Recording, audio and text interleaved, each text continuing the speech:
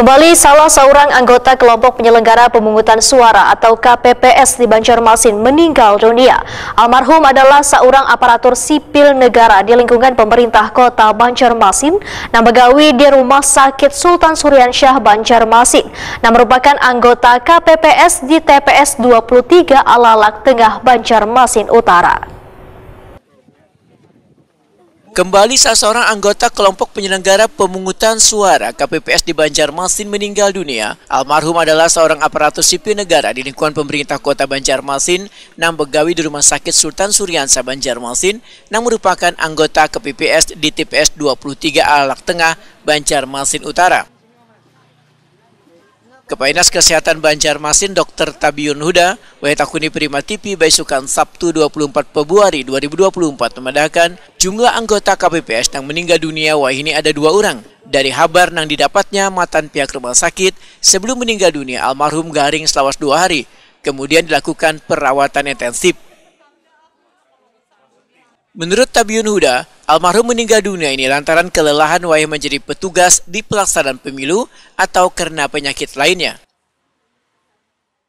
Dia adalah ASN, sumpah impactnya di Sultan Suryansyah.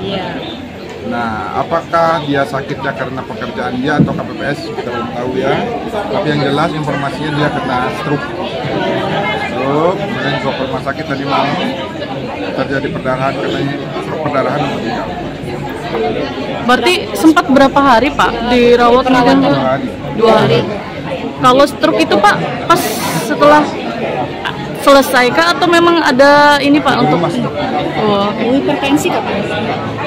Pastilah beliau ada riwayat tensinya sudah berumur begitu ya, cuma memang stroke itu kan banyak faktor yang menyebabkan pemicunya, salah satu kelelahan. Faktornya beliau sendiri sudah ada. Tapi boleh ke Pak ASN jadi KPPS Pak? Nah itu aturan KPU. Dinas kesehatan sendiri seperti apa? Kalau mungkin dari semua anggota KPPS nih Pak, misalnya ada yang ini kita sudah membuat posko di 5 kecamatan kesehatan. Kita mendampingi 24 jam. Kita sudah 24 jam ada posko kesehatan dan dokter yang kita standbykan untuk mengawal KPPS yang ada di kecamatan. Supaya mereka kalau ada apa-apa cepat penanganan. Tabiun Huda memandangkan Dinas Kesehatan Banjarmasin terus membuka pos pelayanan kesehatan di 5 kecamatan sehingga bagi warga yang menjalankan tugas pemilu jika merasa kelelahan atau jatuh sakit bisa datang ke pos pelayanan kesehatan karena berbagai fasilitas kesehatan telah disediakan mulai dari pemeriksaan hingga obat-obatan serta vitamin.